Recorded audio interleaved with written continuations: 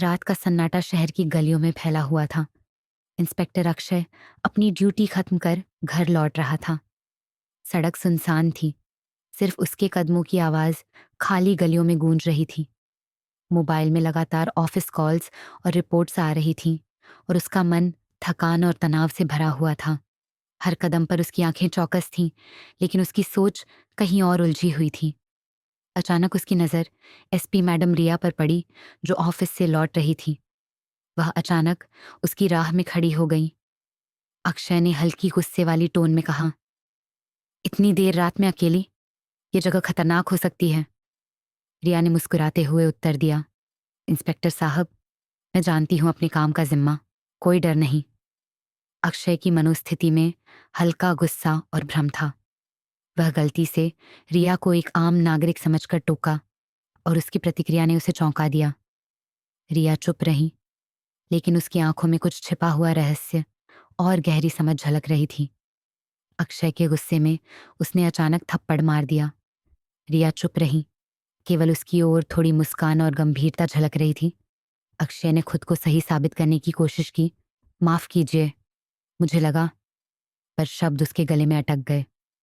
उस रात अक्षय ने पहली बार महसूस किया कि एक छोटी गलती भी उसकी प्रतिष्ठा और निर्णय क्षमता पर सवाल खड़ा कर सकती है। अगले दिन अजीब घटनाएं शुरू हुईं। कमरे में अजनबी नोट मिला, जिसमें सिर्फ लिखा था, सच्चाई की राह अकेले तय नहीं होती। मोबाइल पर अनजाने कॉल्स और फुसफुसाहट जैसी आवाजें आती रहीं। कार के ब्रेक में छेड़छाड़ हुई थी, जिससे दुर्घटना टल गई। अक्षय का मन घबराया। वह खुद से पूछता रहा, क्या यह सब केवल मेरी कल्पना है या सच में कोई मेरी हर चाल देख रहा है? रात भर उसके सपनों में वही महिला और नोट घूमते रहे। अक्षय घर लौटता, लेकिन उसका मन बेचैन रहता। हर आवाज उसे याद दिलाती थी कि सच्चाई और भ्रम के बीच की रेखा बहुत पतली है। कमरे में हल्की हवा, झूलते पर्दे और नोट की पंक्तियां बार बार दिमाग में गूंजती रहीं। वह समझ गया कि यह केवल डर नहीं, बल्कि मन को परखने वाला मानसिक परीक्षण है। अक्षय ने नोट और कॉल्स का पीछा किया। धीरे धीरे उसे एहसास हुआ कि रिया जानबूझकर उसे मानसिक दबाव में डाल रही है। हर अजीब घटना उसकी निर्णय क्षमता और समझदारी की परीक्षा थी।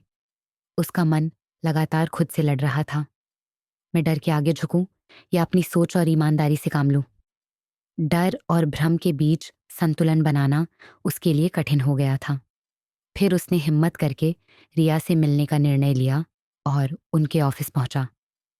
रिया की आंखों में शांति और रहस्य दोनों झलक रहे थे। मुस्कुराते हुए उन्होंने कहा, आपको लगता है कि आपने मुझे आम नागरिक समझा, लेकिन यह सिर्फ एक मानसिक परीक्षण था।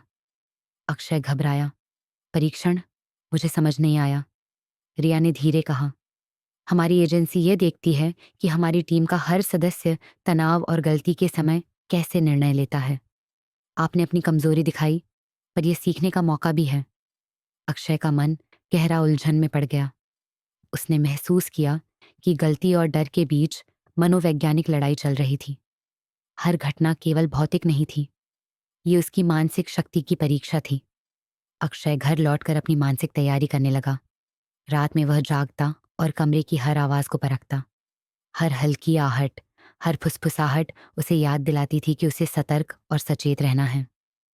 धीरे धीरे उसने समझना शुरू किया कि डर और भ्रम केवल मानसिक जाल हैं। अक्षय ने नोट्स और कॉल्स को जोड़ना शुरू किया। उसे एहसास हुआ कि रिया ने हर घटना को सोच समझकर सेट किया था, ताकि उसकी निर्णय क्षमता का मूल्यांकन किया जा सके। पहली बार उसने अनुभव किया कि भय को नियंत्रित करके ही सच्चाई तक पहुंचा जा सकता है। फिर रिया ने उसे एक नकली केस सौंपा। यह अंतिम परीक्षण था। सभी सुराग भ्रमित करने वाले थे।